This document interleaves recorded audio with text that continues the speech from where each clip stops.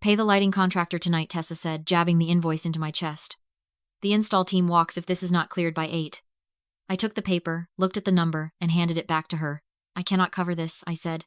The line is tapped out, the reserve is gone, and there is no more room left to borrow. Her mouth tightened. Then use your retirement money, she said. You are sitting on it while this place is 9 days from opening. I stared at her. You want me to cash out my retirement, so you can hang imported fixtures over a room that still does not have final occupancy clearance. Dean shifted beside us, and looked down at the floor plan. Harper, do not start, he said. We are too close now. That was the problem. We were always too close now. Too close to payroll. Too close to default. Too close to one more invoice I was supposed to absorb because family was cheaper than boundaries. I put the invoice back into Tessa's hand. No, I said. For 1 second the mezzanine went still. Tessa took 1 step closer. Do not make this ugly, she said. After everything your brother has given up for this place, you are really going to stand here and choke the opening over one contractor bill. I laughed once, and it came out hard. One contractor bill. I have been paying one contractor bill after another for 7 years.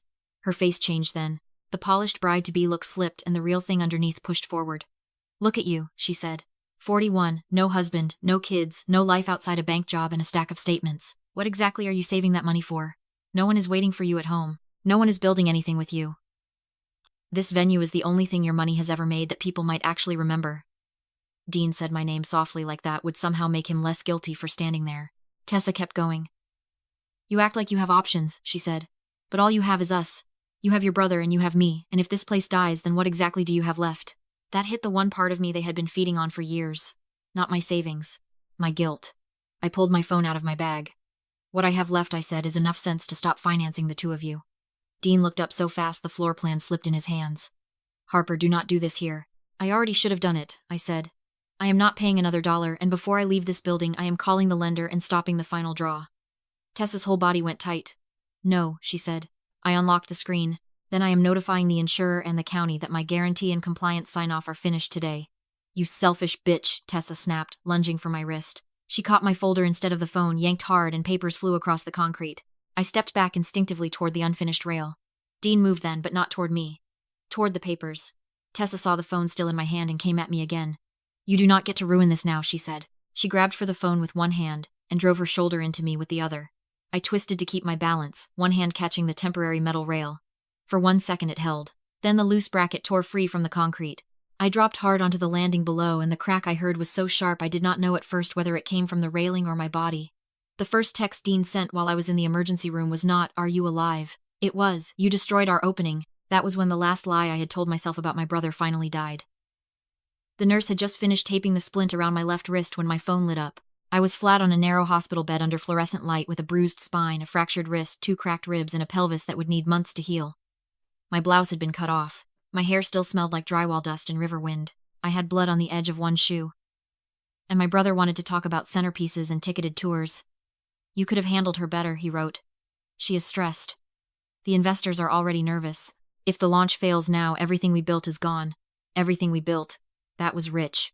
Foundry House had been his dream, the way a lottery ticket is someone's retirement plan. Loud, shiny, unsupported by any math until someone more responsible starts paying for it. Our mother died 8 years earlier, right after making me promise I would not let Dean drown just because he had been born softer than the rest of us. At the time he was 24, grieving, directionless, and still fixable in my mind. I paid his overdue rent that winter. Then his truck note. Then the credit cards he hid in a kitchen drawer. When he decided he was going to reinvent himself by turning an abandoned machine shop on the Allegheny into a luxury event venue, I was the one who built the projections, met the lenders, negotiated the vendor lines, and signed the personal guarantee that made the first financing package possible. Dean called himself founder.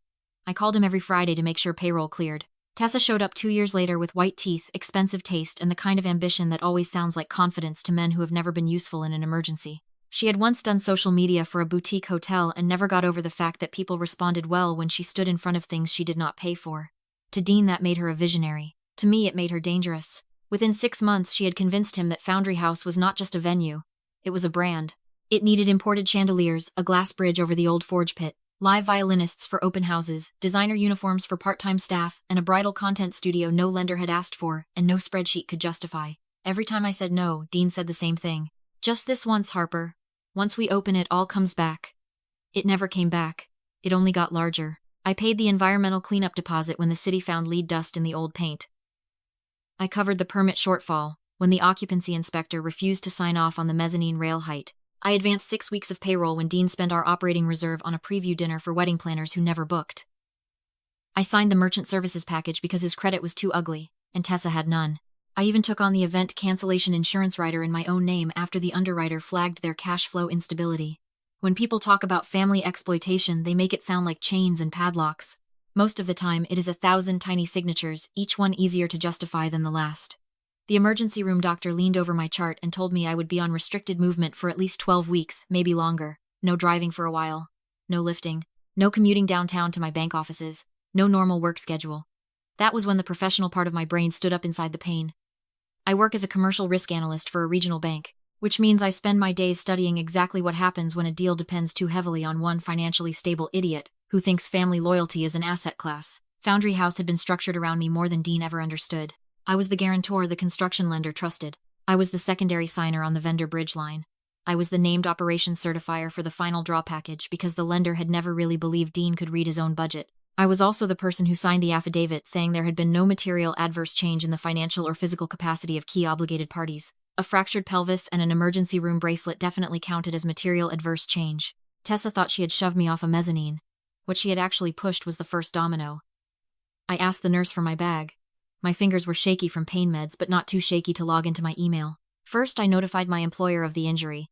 Then I sent a formal notice to the construction lender, the bridge line administrator, the merchant processor, the insurance carrier, and the occupancy attorney handling our opening package. Due to a severe injury arising from an incident at the project site, I wrote, I am unable to certify unchanged personal, financial, and operational capacity effective immediately. Any pending draw occupancy or reliance on my guarantee and oversight should be paused pending independent review. I sent one more message to the county licensing office withdrawing my sign-off on the opening compliance affidavit until all site incident records and safety footage were preserved. Then I set my phone down and let the morphine do its work. For the first time in years, I had stopped saving them. By noon the next day, the lender froze the final draw. The lighting contractor halted installation. The rental company held the ballroom inventory. The occupancy attorney called, asking why no one had disclosed a major site injury involving the guarantor. The merchant processor suspended live ticketing until control risk was reassessed. The county delayed the final certificate review. By 3, Dean was calling every 6 minutes. I did not answer until the 7th call. What the hell did you do? He snapped the second I picked up. I lay in my hospital bed looking at the ceiling tile above me. I told the truth, I said. You did not need to blow up the whole deal. I laughed once and it hurt so badly I almost saw stars. The whole deal blew up when your fiancée shoved me off a mezzanine. Silence. Then quietly, because cowardice always arrives in a lower voice.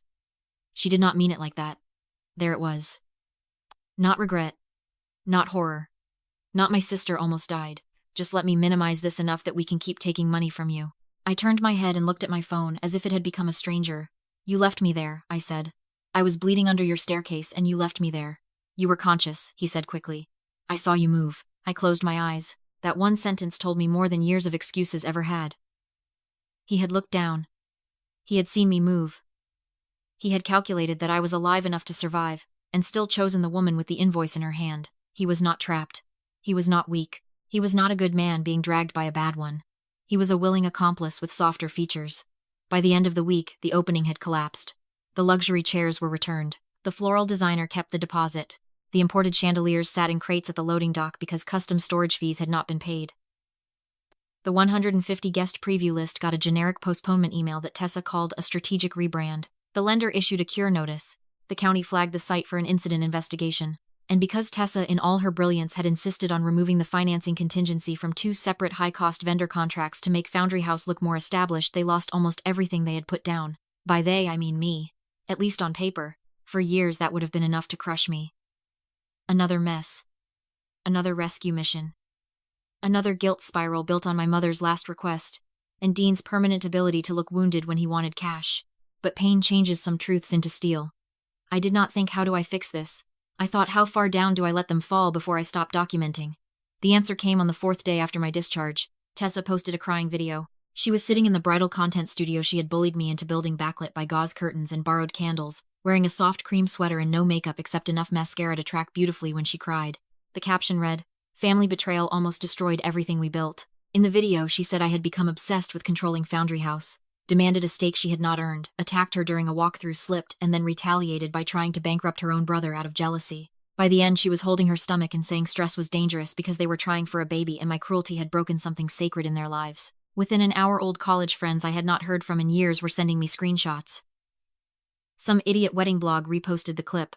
A local lifestyle page ran a sympathy story about the couple behind a dream venue facing sabotage from a bitter relative. Tessa linked a donation page for legal and reopening expenses and called it a chance for the community to protect small business dreams. That was her mistake. Money loss hurts. Public lie multiplies it. I called the site superintendent, Frank Molina, before I even finished the second screenshot. Frank had spent 30 years in commercial build-outs and trusted no one who used the phrase brand experience in a hard hat zone. He had seen the whole arc with Foundry House. Me, paying. Dean nodding. Tessa demanding. All of it. Frank answered on the first ring. I knew you would call, he said. Tell me the mezzanine cameras were active, I said. He let the silence hang just long enough to feel satisfying. The mezzanine camera, the loading dock camera, and the temporary safety cam over the forge pit, he said. Also, Tessa had her phone on a tripod for one of those behind-the-scenes videos. We bagged everything after the sheriff came. I actually smiled. Bagged everything. That was why I liked Frank. He respected records more than family myth. By evening, my attorney Lena Burke had already sent preservation demands to the site owners, the contractors, the equipment rental company, and the platform hosting Tessa donation campaign. She also got the sheriff's incident report, which included the paramedic notes about where I was found, how long I had lain on the concrete, and the statements from 2 subcontractors who saw Dean and Tessa leave before the ambulance arrived. Not enough yet. Good enough to start. The real gift came from Tessa herself. Her tripod video had captured nearly 4 full minutes before the shove. No dramatic music. No filters. Just raw sound. Her voice. My voice. The wind through the open steel frame. And every word she thought no one but I would hear. Pay the lighting contractor tonight, she said again in the recording. I do not care if you have to drain your retirement account. Then the next line. You are 41, childless, and nobody waits for you at home. This venue is the only living thing your money will ever make. So stop acting like you get to say no. That one hit harder than the shove. Not because it surprised me. Because hearing cruelty on playback always strips away the little lies we tell ourselves about tone and context. Then my voice finally steady, saying, my name is on every guarantee in this building. There is no more money. Then Tessa stepping closer. Then the movement. Then the shove. Then the scream. Then Dean's voice off to the side saying, Tessa, go, go, before he ran with her down the stairs. They had not even stayed long enough to pretend confusion. They fled. Lena sent the footage to the sheriff's office before midnight. She sent the donation page to the platform compliance team with the incident report and the first false statements highlighted. She sent demand letters to the lifestyle page and wedding blog that had reposted Tessa's story. She sent the lender a supplemental packet documenting the site assault as the direct cause of the guarantor impairment that triggered the freeze. By morning, the donation page was down. By afternoon, the sheriff had a warrant. By evening, Tessa was in a booking photo without makeup. The comment section that had called me jealous 24 hours earlier was now full of people pretending they had always suspected her. That part never impresses me. Crowds do not love truth. They love direction. The only thing that mattered to me was that she no longer controlled the version. Dean came to my apartment 2 days later. I was still moving slowly, still sleeping upright half the night, still counting my breathing when my ribs flared, and still getting help from my friend Neha to shower safely. She looked through the peephole, turned to me and said, Your brother looks like a man who just found out gravity is real. I told her to open the door but stay close. Dean walked in without his usual confidence. No tailored jacket, no perfect hair, just a wrinkled sweatshirt, red eyes, and the particular desperation of someone who has never paid for his own panic before. You sent her to jail, he said. No, I said. The video did. He flinched. You could have kept it private. There it was again. Not Harper, I am sorry. Not Harper, I left you bleeding. Not Harper, I chose wrong. Just the usual calculation, smaller now but recognizably his. You could have absorbed more damage to protect me from consequences. I leaned back carefully against my chair. You left me on the ground, Dean. I knew someone would find you, he said too fast. Frank was still there somewhere. I just needed to get Tessa out before things got worse. Things got worse because she shoved me, I said. Things got fatal because you drove away. He sat down without being asked and covered his face for a second. The lender is coming after everything he said. They froze the accounts. The bridge line is in default. The suppliers are suing. Tessa parents will not help. Her lawyer says bail restitution and the civil claim could bury us. I need you to tell them you overreacted. Just enough to calm this down. Us. He still said us. That almost made me admire the pathology of it. I looked at his hands. No ring. He and Tessa had been planning a content-heavy rooftop engagement party the week after opening. I had already paid the deposit on the strings quartet before she decided they needed aerial dancers instead. You are not listening, I said. There is no us anymore. He looked up slowly. She manipulated me. No, I said. She exposed you. That line hit him harder than if I had thrown the glass of water beside me. His face emptied out. For years he had survived by posing as the softer victim, beside a louder villain. It let people forgive him for everything. The debt. The passivity. The appetite. The way he always happened to be standing near the money when it vanished. Now there was a camera, and a timeline, and a parking lot full of witnesses saying what he did after the shove. There was no softness left to hide behind. I slid one envelope across the coffee table. What is this? He asked. A copy of the civil complaint, I said. Assault abandonment at an injury scene, fraudulent public fundraising tied to false statements and damage recovery related to the failed project. Your name is on the page because your truck left the site 3 minutes before the first emergency call and because you billed personal furniture for your apartment to the venue account 2 days after I hit the floor. He stared at me. How did you know that? Because I kept the books, Dean. Always. He started crying then. Real tears this time. Ugly ones. Not because he had finally found a conscience, but because the machine had stopped treating him like a charming boy who made impulsive mistakes and started treating him like what he was on paper. A liability. You are my sister, he said. I nodded once. And I was on the ground. That ended it. He asked once for money for Tessa bail, once for help with a settlement, once unbelievably whether I would at least talk to the lender because they would listen to me more than him. I said no all 3 times. Then I said something I had been carrying for 8 years. Mom is dead. Stop using her to rob me. He went pale, because it was true and because no one had ever said it to him that plainly. After he left, Neha locked the door and brought me my medication and sat beside me until my hands stopped shaking. The months after that were not cinematic. Tessa pled down on some charges and got hit hard on others. The fake donation money had to be returned where possible. The lifestyle page quietly removed the story. The wedding blog issued a note about inaccurate representations. The lender took possession of most of what was left on site. Foundry House never opened. The chandeliers were auctioned in their crates. The imported drapery mildewed in storage because no one wanted to pay the release fees. Dean's truck went. Then his condo furniture. Then whatever dignity he had once borrowed from clean branding. I sued them both. Not because I wanted drama. Because invoices, therapy bills, lost wages, pain, and surgery schedules are not spiritual lessons. They are damages. Lena handled it beautifully. Clinical. Organized. No wasted outrage. The best part was that I barely had to speak. The video did the heavy lifting. The paramedic report did the rest. And all the tiny financial traces they thought would stay hidden came walking behind them into the light, one line at a time. By late spring, I was walking without a cane. By summer, I was back at work half remote at first, then full-time, though I kept one extra physical therapy session a week, mostly because strength feels better when you build it on purpose. I moved out of the apartment that held too much pain and into a smaller place with wide windows and no family pictures. I stopped answering unknown numbers. I blocked Dean's new email addresses the way other people delete spam. I let the silence harden into structure. That was the real ending. Not Tessa booking photo. Not the lawsuit. Not the default notices. The real ending was me learning that cutting someone off is not cruelty when the relationship was built as a pipeline into your wallet and your guilt. It is maintenance. Sometimes the most loving thing you can do for the person you used to be is shut the door before they come back in with another invoice. The last time I saw Dean was outside the county building after a hearing. He looked older than me for the first time in our lives. Smaller too. He opened his mouth when he saw me, and I knew exactly what was coming. Another version of family. Another version of Mom would not want this. Another version of, if you just help me this once. I kept walking before he got the words out. That was enough.